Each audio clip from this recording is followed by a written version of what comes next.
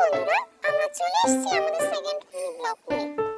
আজকে আমরা যাব আমাদের দিঘিতে, আপনাদেরকে দেখাবো সবকিছু ঘুরে। আর আমার সাথে আছে আমার বন্ধু বিজয় দেব।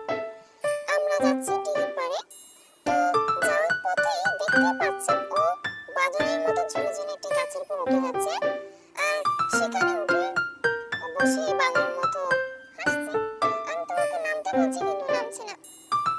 তারপর আমরা এখন চলে আসছি এখানে।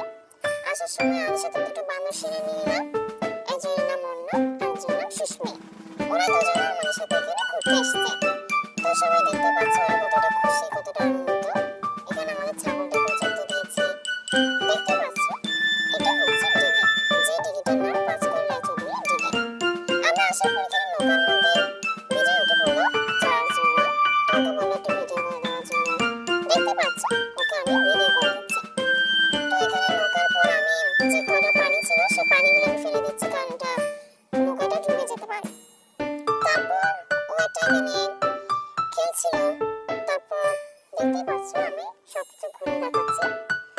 এটাই হলো আমাদের দিঘি। এখানে আমি আপনাদেরকে সবাইকে ঘুরে দেখাচ্ছি। তো এগুলো হচ্ছে এখানকার লেবু গাছ, তারপর নানা রকমের বাগান রয়েছে। তো আমরা এখানে এসে অনেকক্ষণ নৌকায় চললাম। তারপর সেখানে পোজ করে ছবি তুলছিলাম, খুব ভালো লাগছিল। আমরা তেমন এখানে আসি না, মাঝে মাঝেই আসি।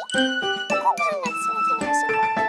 তোমরা দেখতে পাচ্ছ আমরা এখানে একটা খুব সুন্দর করে সময় কাটালাম।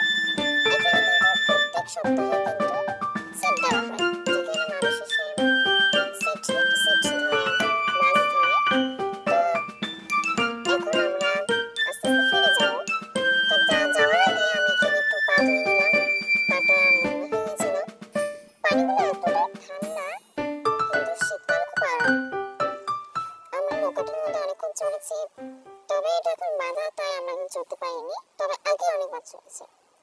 এরপর আমরা এখন ঘুরছি, ঘুরে